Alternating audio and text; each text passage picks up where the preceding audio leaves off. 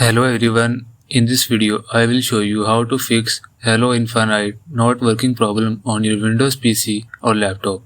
So to fix this issue, follow every step as I am showing in this video, and don't forget to subscribe this channel and press the bell icon for the latest upcoming videos. Hope so this will fix your problem.